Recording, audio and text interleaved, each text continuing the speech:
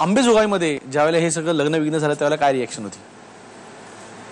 माझे नातेवाईक सर्व आले होते. पण रिॲक्शन मध्ये तिथे गेलो नव्हतो मी आंबेला, परंतु मध्ये जाऊन आलो होतो.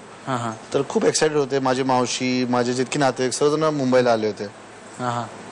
त्यांचे अंबेजोगाईचा ऍक्सेंट वगैरे येतो का थोडासा? मी अंबेजोगाईला राहिलो, मी जन्मलो अंबेजोगाईला. हो, माझा जन्म अंबेजोगाईला झालेला आहे. आणि मला अजूनही आठवतं मी कुठे काय काय करायचो, जागा मी ओळखायचो. त्यानंतर आम्ही मुंबईत आलो त्यावेळेस आम्ही अंधेरीला एक रूम चाळीमध्ये राहायचो सर्वजण, कॉमन टॉयलेटमध्ये. मग आम्हाला घर मिळालं राहायला. पण तुला तो सगळा स्ट्रगलिंग पिरियड म्हणजे बाबांचा स्ट्रगलिंग पिरियड आठवतो क्लिअरली? मला आठवतं रात्री एकदा बाबांनी उठवलं होतं मला आणि घरी गॅस आला होता. गॅस म्हणजे बघ, हे गॅस असतो, यातून धूर येत नाही.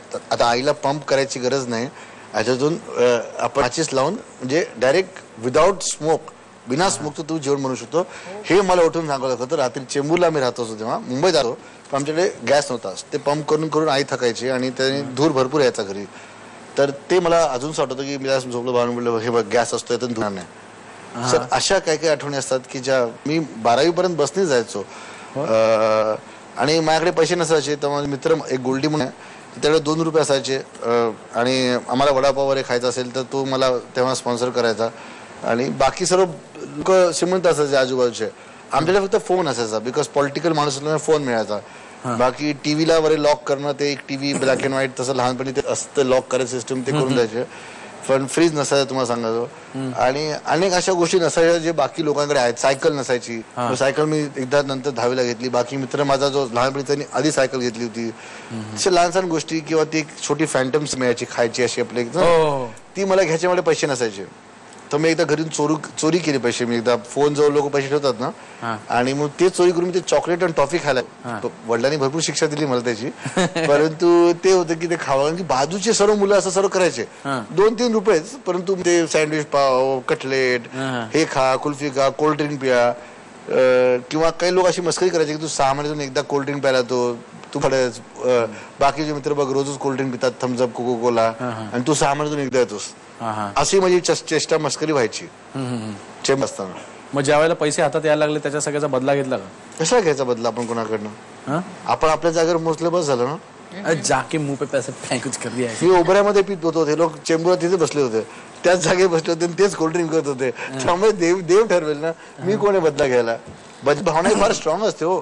वेन यू लव्ह आणि हेट, प्रेम आणि द्वेष, किंवा ही स्ट्रॉंग फिलिंग आहे, ही कोणामध्ये इन्व्हेस्ट करणं म्हणजे फार मोठी गोष्ट आहे. How can I invest? नाही, बरोबर. पण बाबांबरोबर ह्या सगळ्या काळामध्ये जर का बरोबर होत असतं, त्यांची भाषणं वगैरे आठवतात का? बाबांचं एक होतं की नेहमीच एक सेन्स ऑफ ह्युमरने सुरू करायचे. नेहमीच अनेक भाषणं ऐकली, अनेक वेळेस प्रवास केला, आणि ते लोकांना हसवणं केलं की लोकांना समजतं काय. समटाइम ह्युमर एक बेस्ट वे आहे की लोकांना खरं काय कळावं. प्रत्येक वेळेस मोठमोठे आवाज करून भाषण देऊन लोक एंटरटेन व्हायचे. मी 15-15 हजार लोकांना बाबांची वाट बघायचं, म्हणजे नाशिकमध्ये बघितलेलं वाट बघताना 4-4 तास. तर एक आई म्हणायची की ते स्टेजवर चढल्या सरस्वती आपोआप त्यांच्यामध्ये यायची. त्यामुळे ती सरस्वती ती तिथे होती, आणि ते बोलायचे, कसे बोलायचे, काय करायचे, नोट करायचे. पण ते वेगळे होते, आणि उतरल्यानंतर ते एक वेगळं व्यक्तिमत्व होतं.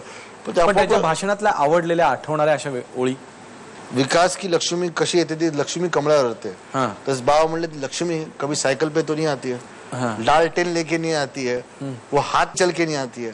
विकास की लक्ष्मी आती तो सिर्फ कमल के फूल पे आती है ना. तर तेव्हा ते मला आठवतं की की जो घर बैठा और जो यहाँ है, हर को हम विकास की लक्ष्मी देंगे. The vision, he had a bigger vision. तुझ्या या सगळ्या काळात जो अवघड पॅच नंतर सुरू झाला, म्हणजे त्यांना हे झाल्यानंतर सुद्धा, अटॅक झाल्यानंतर सुद्धा, आणि त्याच्यानंतर, तर त्यावेळेला पॉलिटिकल कोणती अशी लोक होती बीजेपीची किंवा दुसऱ्या पार्ट्यांची जे तुझ्या पाठीमागे खंबीर उभे राहिले? नाही, हॉस्पिटलला असताना प्रत्येक जण उभं होतं, लोक यायचे. मला त्याच्या समय वेळ एक फार बलवान असतो. एकदा कृष्ण भगवान अर्जुन एक महाभारतानंतर एका जंगलात चालला होता, तिथे जंगलात एक लग्नाची वरात चालली होती. त्या वरातीला तो सांभाळू शकला नाही. 100 लोकांनी अटॅक केला, पण अर्जुन आणि त्याचं अस्त्र Gandiv, he couldn't save anybody. त्यांनी कृष्णाला स्मरण केलं. कृष्ण म्हणला, बघ तोच तू अर्जुन ज्यांनी महाभारत युद्ध जिंकलंय, पण आज समय बलवान, ते सत कृष्ण भगवान भी नाही. तर समय काही वेळेस फारच वेळ बलवान असते. अटलजींनी सहारा दिला, बाळासाहेबांनी सहारा दिला, सर्वांनी दिला, पण माझं युद्ध माझं आहे. कृष्णाने कृष्णाने अर्जुनाला सांगितलं की युद्ध खेळायचं आहे, कृष्णाने पहिला बाण नाही फेकला, तर मला एक तर माझ्या आयुष्यात मी माझा कृष्ण माझा अर्जुन एकच होतो. नाही बरोबर आहे, युद्ध हे प्रत्येकालाच असतं आणि प्रत्येकाच्या नशिबीच ते लिहिलेलं असतं, ते टाळता येत नाही. तिच्या पण नशिबी आता एक मोठं युद्ध आहे, तुला माहितीये ना? काय? अप्सरा आली नावाचं युद्ध तू खेळायला तू झोपलीस की काय? सारखं इकडनं तिकडे शिफ्ट करत नाही का? एखाद्याला बोलताना व्यवस्थित बोलता येतं, डिस्टर्ब करत नाही. तू झोपून गेलीस. इंटरेस्टिंग. मला आता सांगितलंस की युद्ध म्हटल्यावर तू आता काहीतरी नवीन, कारण मी तशी घाबरूनच आली आहे अवधूत. तू आता काय विचारणार आहेस आणि आता तू काय नवीन टास्क देणार आहेस असं ठरवून आलं. थोडं घाबरण्यासारखं तू आयुष्यात काय केलंयस का? नाही, मी घाबरण्यासारखं काही केलेलं नाही. लोकांच्या मध्ये घाबरण्यासारख्या खूप गोष्टी करू सुद्धा तू. माणूस किती शांतपणे इंटरव्ह्यू काहीतरी शिकण्यासारखं. म्हणूनच तुला बोलले या बाजूला बसवायला त्या माणसाच्या. तू आता म्हणालास की तुला गाणं वगैरे गावं लागणार, त्यामुळे मी घाबरले खूप. असं झालं की मी खूप घाबरले की तू गाणं वगैरे गायला सांगतोस की म्हणून मी घाबरले. अप्सरा आली बद्दल बोलतोय, म्हणजे हसण्याची स्टाईल मात्र तुझी युनिक आहे एकदम. मला आज मात्र स्पेसिफिकली सांगावंसं वाटतंय की जी मीडिया समोर यांची इमेज बघितली होती ती आज टोटली डिफरंट आहे. अच्छा, की याच्या आत इतकं काही आहे आणि ते मीडिया समोर दिसताना काहीतरी वेगळ्या पद्धतीने प्रेझेंट होतं आणि माणूस ऍक्च्युली किती वेगळा होतो आणि आपल्या पुढे काय पोर्ट्रे केला जातो, हा डिफरन्स मात्र मला आज दिसला. सो ती एक कॉम्प्लिमेंट मला द्यावी. तुझं अप्सरा आली जे काय प्रकरण आहे याबद्दल आम्हाला सांग. एकापेक्षा एक मध्ये आता अप्सरा आली नावाचं एक कार्यक्रम आम्ही करतोय ज्याच्यामध्ये 9 अप्सरा इंद्रप्रसाद नाचणार आहेत असं सगळं आहे. आणि त्याचं खूप pressure, because reality show as such competition as such मी कधी केलेलं नाहीये. आणि आता ते कॉम्पिटिशनच्या स्वरूपात आपली पॅशन कुठेतरी डायव्हर्ट करायची. आता ही एक कॉम्पिटिशन आहे म्हणून एक आपली नाचाची आवड आता कॉम्पिटिशन मध्ये मोल्ड करायची, ते थोडं एक आहे. That is difficult task. पण तू चांगली नर्तकी आहेस का? तुला असं वाटतं का? आवड आहे मला नाचाची. शिकलीस का कधी? नाही. मग कसं येईल नाच? येतो तो गॅदरिंग. लग्न झालं ना तुझं? मग काय झालं? मग नवऱ्याला नाचवायची सवय ना तुला? युअर बेटर कोरिओग्राफर ना, असं नाही तुला? हो, ते तर आहे. मला नवऱ्याला नाचवायची सवय आहे मला. पण बघायचं म्हणजे आता आवड आहे ती कशी बोर्ड होते ते बघा. काय प्रिपरेशन केली असतो? तो एंटरटेनिंग असावा हे तर डेफिनेटली आहेच, त्याच्यामध्ये तो भाग आहेच की तो एंटरटेनिंग असावा परफॉर्मन्स. आणि एक परफॉर्मन्स दुसऱ्याशी, जी फोकची इमेज आहे आता नदीच्या पल्याडं जे गाणं करून जी एक फोकची इमेज आहे त्याच्यापासून वेगळं की वेस्टर्न ट्राय करायचं आहे, काही एक्सपेरिमेंट्स करायचे आहेत, लाईक काही स्टंट्स वगैरे, असं काय काय काय काय चालू आहे आपलं. पण आपण तर रिजनल लेवलवरती रियालिटी शोच्या गप्पा मारतोय, नॅशनल लेवलवरती रियालिटी शोचा बादशाह तुझ्या बाजूला बसलाय. राहुल, तिला काय टिप्स देशील? बी रिअल. रियालिटी शो मध्ये मला ते जे आहे ते आहे. You have to be yourself. I think जितकं तुम्ही प्रामाणिक राहाल, जितकं तुम्ही be yourself, I think ते खूप पुढे घेऊन जाईल. एनिवे, आता मला असं वाटतं की लोकांच्या प्रश्नांची वेळ झालेली आहे. तुम्हाला जे प्रश्न विचारायचे ते तुम्ही थेट विचारू शकता. तुझं खरंच लग्न झालंय का?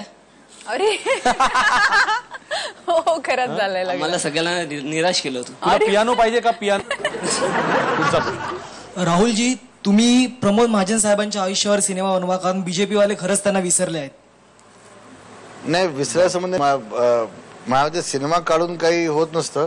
माझ्या मनात माझे वडील आहेत, तर माझे वडील माझी प्रायव्हेट गोष्ट आहेत. ते वडील कुणी राष्ट्रीय नेता होते की नव्हते नाही, त्यांचे संस्कार आणि त्यांचं रक्त माझ्या अंगात आहे आणि ते अजून संपणार नाही आणि त्यांचे विचार संपणार नाहीत. पण बीजेपी वाले त्यांना विसरलेत ह्या गोष्टीबद्दल टिप्पणी? मला ते बीजेपी विसरलेत की विसरलेत हे मी काही बोलणार नाही याच्यावरती, परंतु मी आहे ना अजून.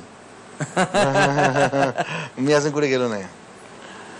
पुढचा प्रश्न. राहुल महाजन आपल्याला लोकप्रतिनिधी म्हणून निवडून दिले तर सर्वप्रथम तर आपण कोणता मुद्दा आणि कोणता विषय पहिला उचलून धराल? माझं प्राधान्य असेल की भारतातला एकही माणूस बिना विजेचा आणि पाण्याचा राहू नये. बाकी तो सक्सेस होता करेल. बस एकच, प्रत्येक भारतीयाला वीज आणि पाणी. पूर्वी अभिनेत्यांचा जो दिवस सुरू व्हायचा तर तो अभिनेत्रींचा आणि अभिनेत्यांचा दोघांचा तर तो ओमनी सुरू व्हायचा आणि आता तो जिमनी सुरू होतो. तर काय वाटतं, तू कुठल्या कॅटेगरी मधली आहेस? मी ओम आणि जिम दोन्ही कॅटेगरी मधली आहे. तू जिम पण करतेस? हो, मी सकाळी ओमकार करते आणि मग मी जाते. Very good. राहुल, मित्रांमध्ये राहुल द्रविडला वॉल म्हणून ओळखलं जातं. तुझ्या मित्रांमध्ये तुला काय ओळखलं जातं? माझ्या मित्रांमध्ये माझे खूप तसे खरे मित्र तर खूप कमी असतात ऍक्च्युली आयुष्यामध्ये. पण दिलदार म्हणून ओळखलं जातं. दिलदार, क्या बात आहे.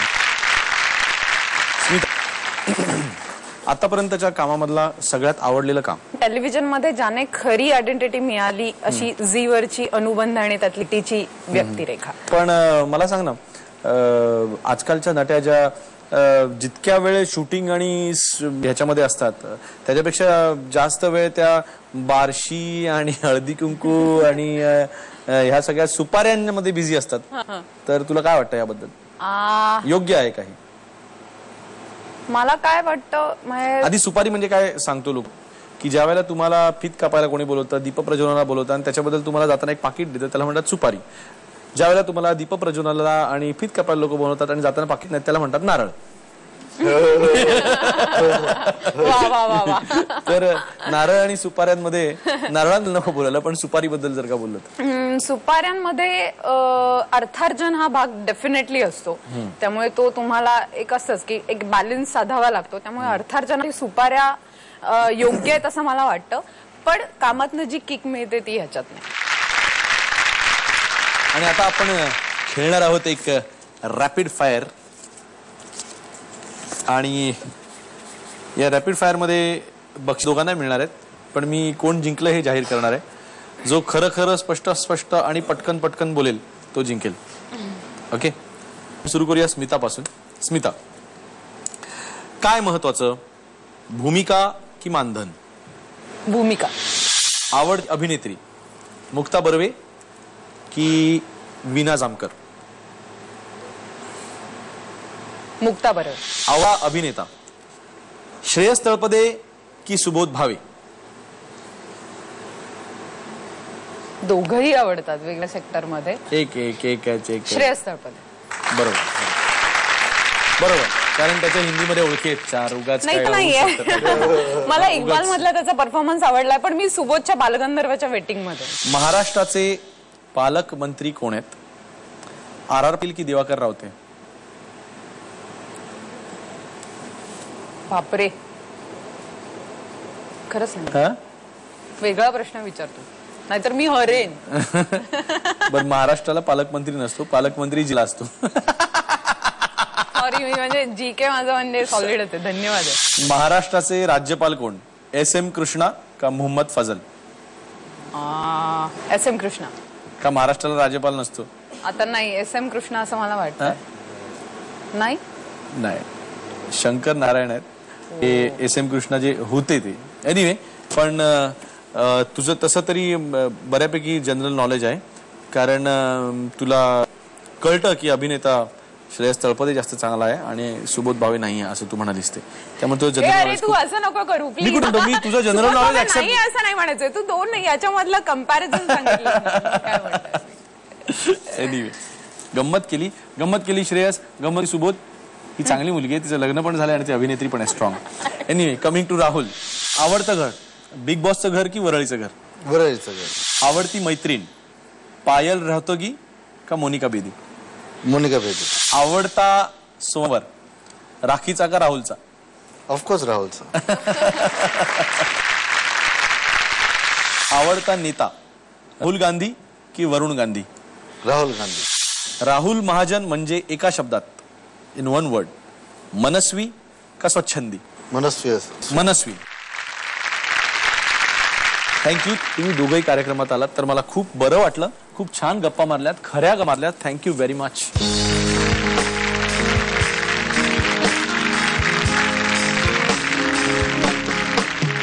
तुम्हाला दोघांना कार्यक्रम कसा वाटला जरा सांगा आम्हाला. मजा आली मला. मजा आली. कम्फर्टेबल. आधीचे एपिसोड बघितले होतेस का? हो. काय आधीचे एपिसोड सुरेखा ताईंचा एक एपिसोड बघितला होता? कसा वाटला होता? फार मस्त वाटला होता मला. राहुल कार्यक्रम आमचा कसा वाटला? मी आधी कधीच बघितला नाही, परंतु सूत्रधार हा महत्वाचा असतो. तू आज फारच कम्फर्टेबल केलं आणि मी खूप गोष्टी ज्या बोलत नाही नॉर्मली त्या मनापासून बोललो, त्यामुळे तुझे धन्यवाद. अरे थँक्यू व्हेरी मच.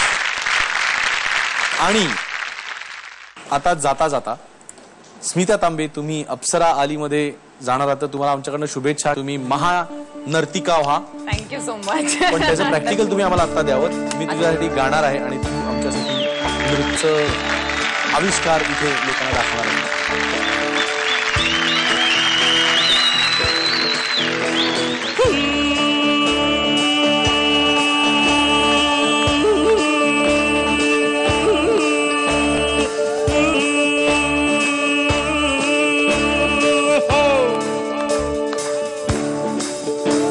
महबूबा महबूबा